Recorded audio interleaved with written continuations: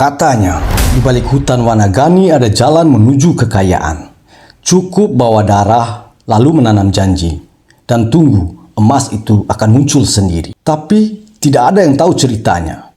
Setelah emas itu datang, malam ini, satu orang nekat mencobanya. Tanpa tahu di setiap langkahnya ada sesuatu yang menunggu untuk menagih apa yang pernah dijanjikan.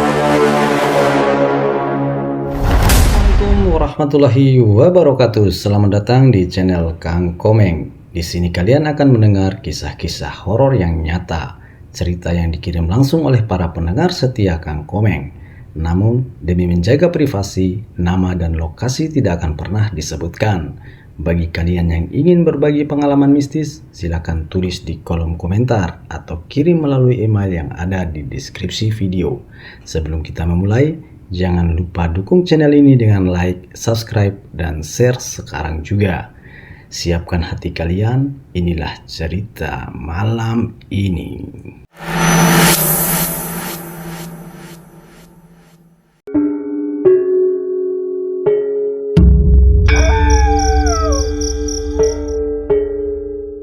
Nama hutan itu Wanagani. Orang-orang desa menyebutnya begitu sejak zaman nenek moyang yang dulu. Letaknya di pinggir sebuah dusun kecil di Jawa Timur, jauh dari jalan raya, tersembunyi di balik ladang dan tebing batu. Dari jauh, hutan itu kelihatan biasa saja. Pohon jati, bambu, dan semak liar yang tumbuh lebat. Tapi siapapun yang pernah melewati jalan di depannya pasti tahu bahwa di sekitar sana terasa berbeda. Dingin padahal matahari masih tinggi. Sunyi padahal hutan lain di sekitarnya ramai oleh suara burung. Setiap orang di desa sudah tahu pantangan tak tertulis. Jangan pernah menatap ke arah hutan Wanageni saat malam hari. Jangan mendekat, apalagi masuk ke dalamnya. Katanya siapapun yang melanggar akan dipanggil, entah oleh siapa. Orang tua di sana sering bilang, kalau malam-malam kau dengar suara gamelan dari arah hutan itu, tutup kupingmu. Jangan cari sumbernya, karena kalau kamu dengar lebih lama berarti Wanagani sedang memanggil namamu. Begitulah cerita yang beredar. Tapi buat Bagas, semua itu cuma omong kosong. Ia tidak percaya hal-hal seperti itu. Bagas hanya percaya pada suatu hal, hidupnya sedang sial, dan nasib tidak pernah berpihak kepadanya. Bagas anak laki-laki berusia 23 tahun. Badannya kurus, kulitnya legam karena tiap hari kerja di sawah dan kadang bantu-bantu di bengkel kecil milik tetangga. Bapaknya dulu tukang becak di kota, tapi sejak jatuh sakit paru-paru cuman bisa terbaring di rumah. Ibunya sudah meninggal waktu Bagas masih SMA. Adiknya Mira baru umur 12 tahun dan sering sakit-sakitan pula. Mereka tinggal di rumah kecil berdinding papan di ujung dusun. Tiap bulan, Bagas harus mikir keras bagaimana caranya bisa membeli beras dan obat buat bapaknya. Kadang-kadang dia ikut kerja serabutan, jadi buruh angkut pasir atau tukang ojek. Tapi hasilnya tidak seberapa. Orang-orang desa sering ngomongin nasibnya di belakang. Kasihan Bagas, hidupnya kayak nggak dikasih jalan terang. Begitu kata mereka. Tapi tidak ada yang benar-benar membantu. Semua cuma bisa mengeluh dan menyuruhnya sabar. Sampai suatu malam, waktu Bagas nongkrong di pos ronda, muncul obrolan yang mengubah segalanya. Di sana ada Pak Wiryo, lelaki tua berumur lebih dari 60 tahun, yang dikenal suka cerita hal-hal mistis. Orang-orang biasanya memanggil dia Mbah Wir. Malam itu, udara dingin dan langit gelap tanpa bintang. Mbah Wir menyalakan rokok kretek dan mulai berbicara dengan suara pelan tapi tajam. Dulu, sebelum desa ini ramai, Wanagani itu bukan cuma hutan biasa. Itu tempat orang mencari pesugihan, katanya sambil menatap ke kejauhan.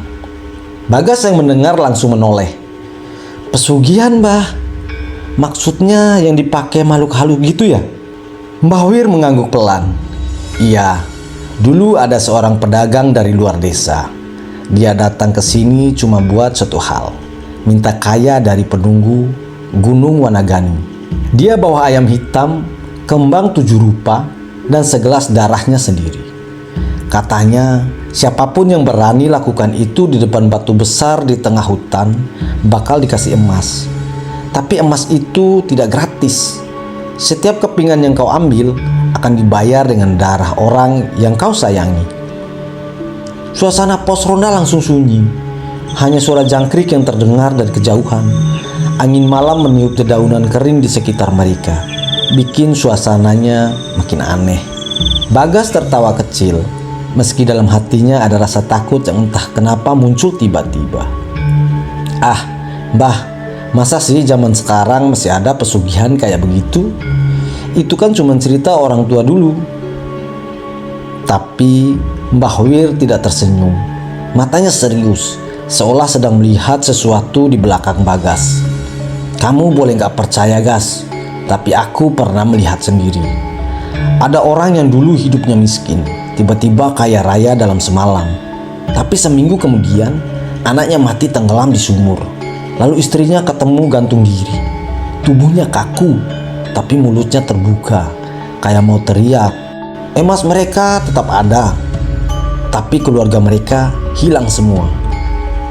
Cerita itu membuat bulu kuduk Bagas menegang. Tapi setelah beberapa detik, ia kembali menertawakan. Ah, paling cuman kebetulan. Namun sejak malam itu, cerita tentang pesugihan di Wanagani terus berputar di kepalanya. Tiap kali dia menatap wajah bapaknya yang pucat di tempat tidur, tiap kali mendengar adiknya batuk dan meringis kesakitan, pikiran itu muncul lagi. Bagaimana kalau cerita itu benar? Hari-hari berikutnya, hidup Bagas makin berat. Utangnya bertambah. Pemilik warung yang biasa ngasih utang beras mulai menolak.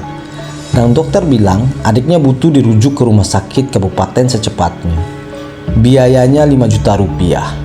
Jumlah yang mustahil buat Bagas. Malam itu, Bagas duduk di depan rumah sendirian. Angin dingin bertiup dari arah hutan. Dari kejauhan, bulan separuh tampak muram di balik awan. Ia menatap kosong ke arah jalan gelap menuju Wanagani.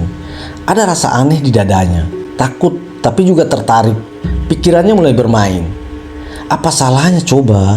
Kalau memang benar, aku cuma butuh sedikit emas buat bapak dan Mira, ungkapnya.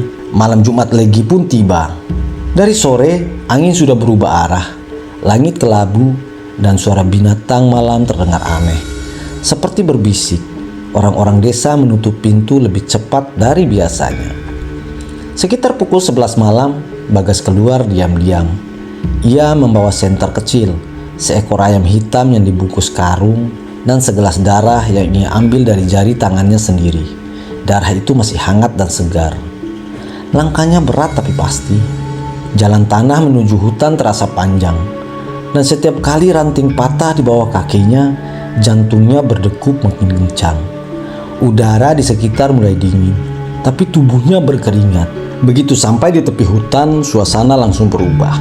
Sunyi total, tidak ada suara jangkrik, tidak ada angin. Pohon-pohon tinggi menjulang gelap seperti bayangan raksasa.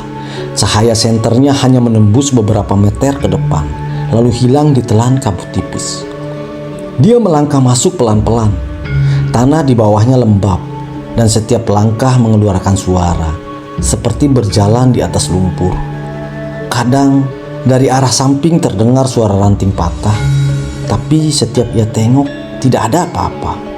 Semakin ke dalam, aroma anyir mulai tercium, seperti darah, tapi lebih tajam dan menusuk hidung.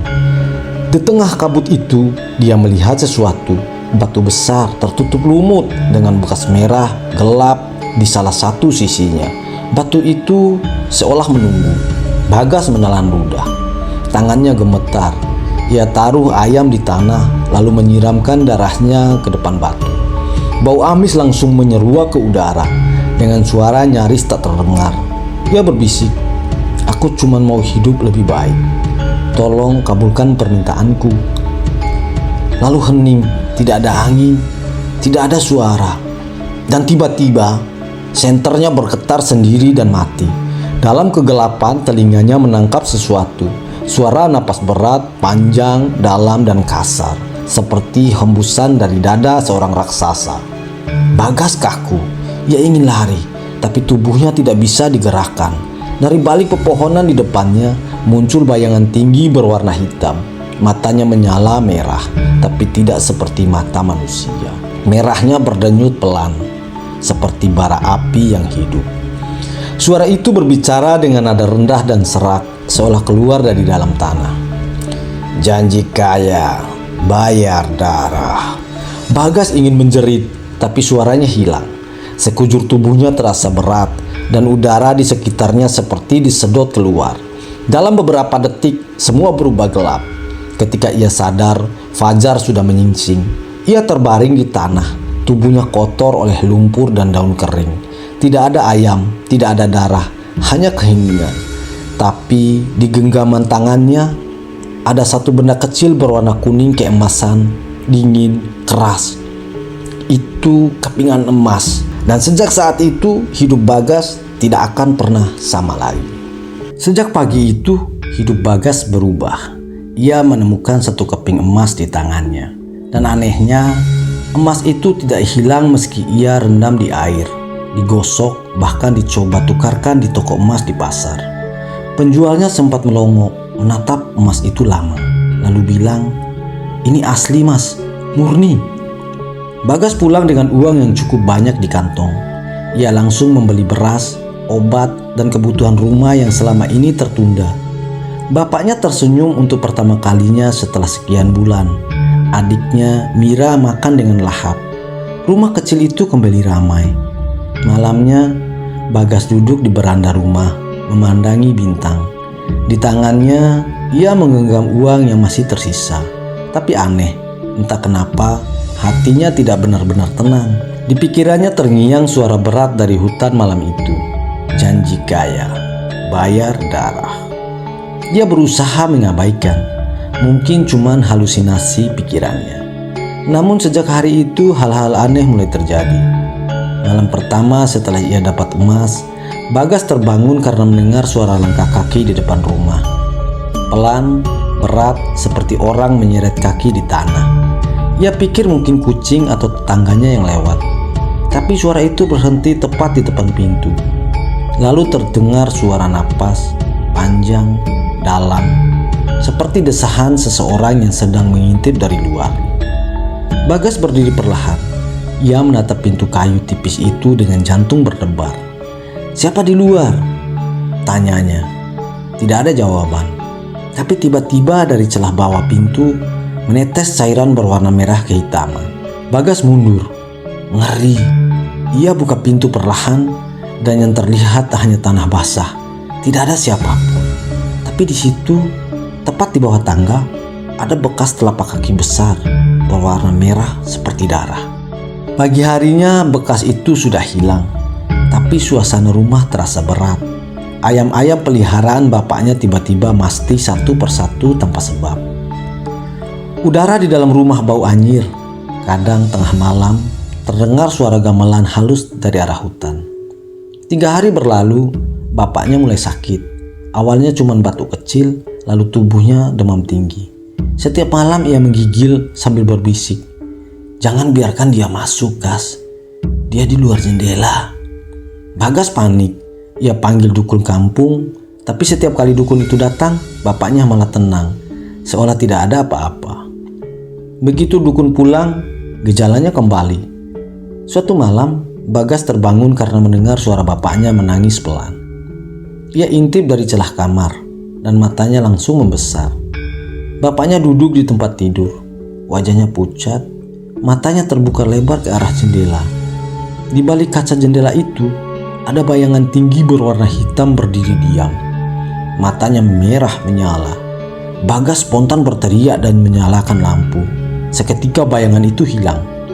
Tapi di lantai, di dekat jendela, ada bekas kaki besar, sama seperti yang ia lihat di depan rumah itu.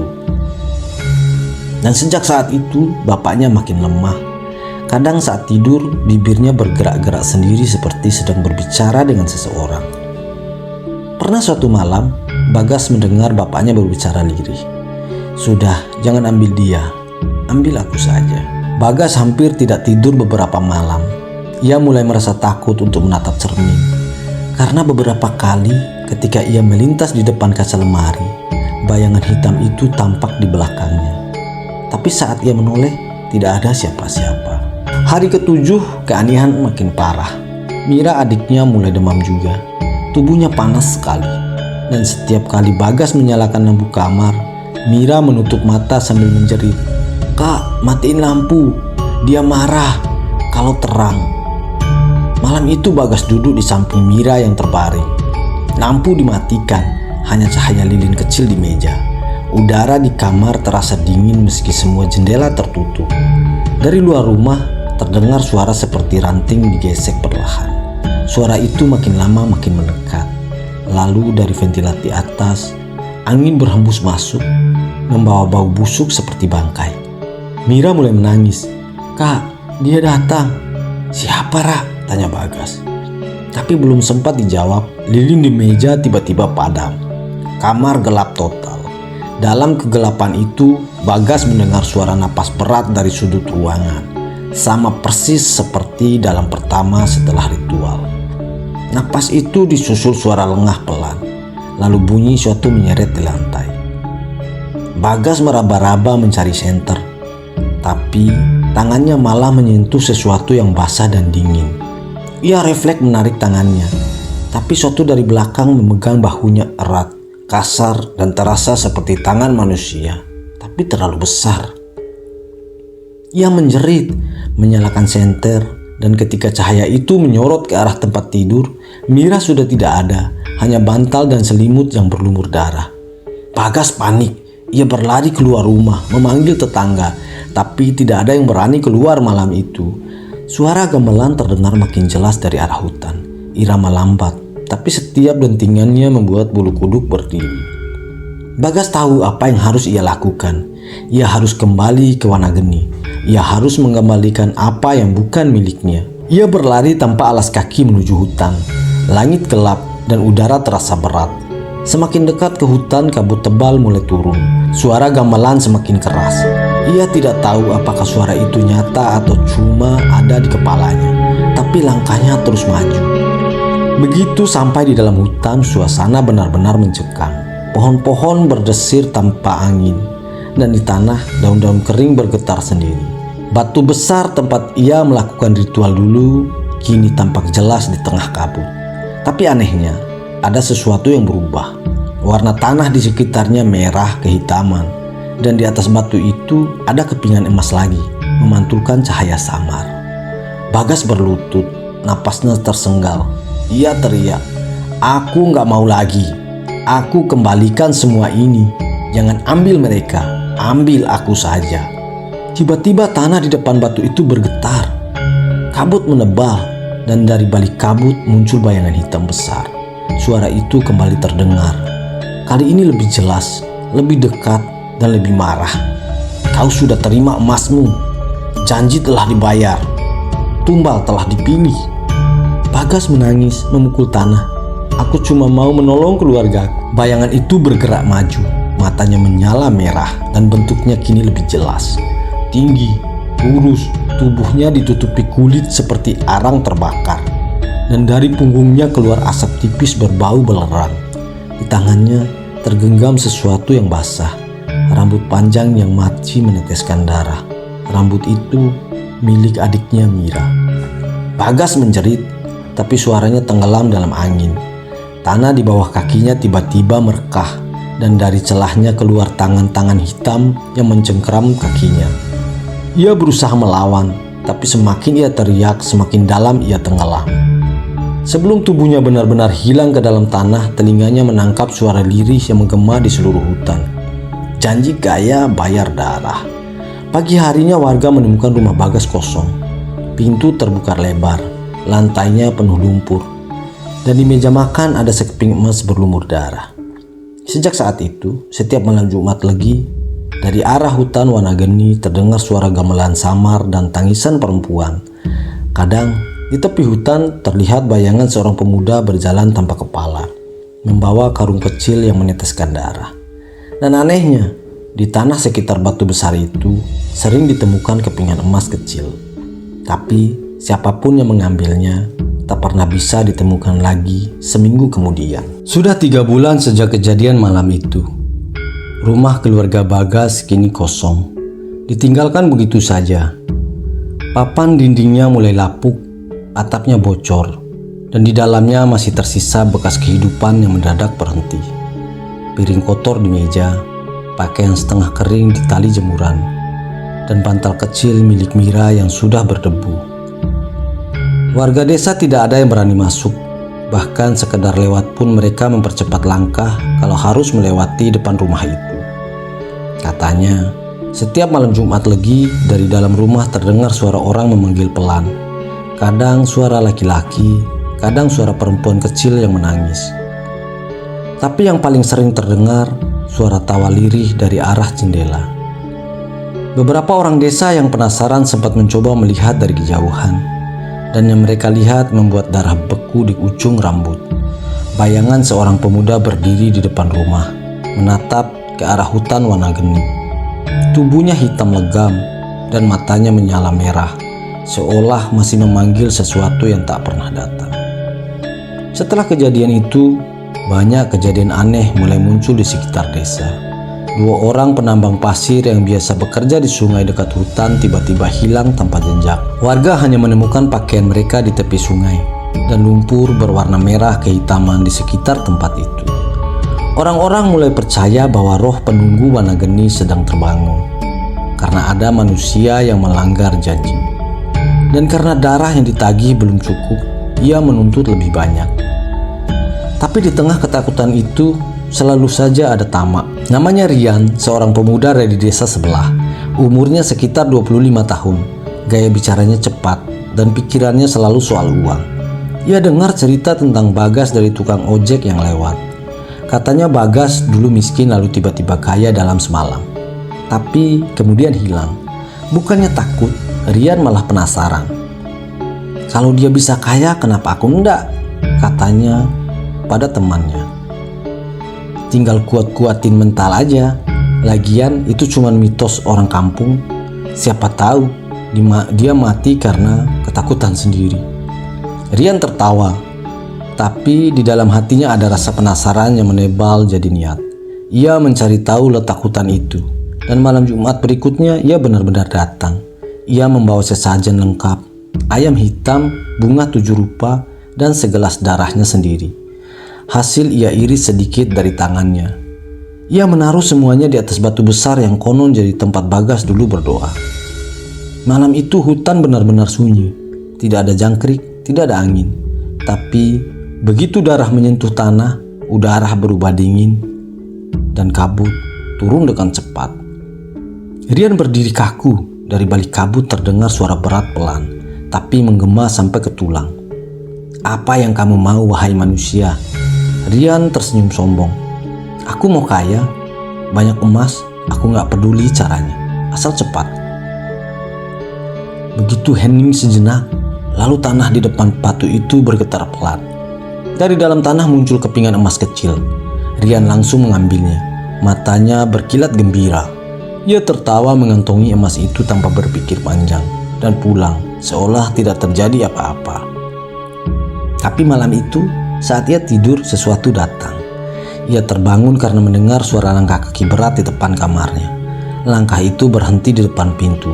Lalu terdengar suara napas panjang, kasar, seperti seseorang yang sedang menahan amarah.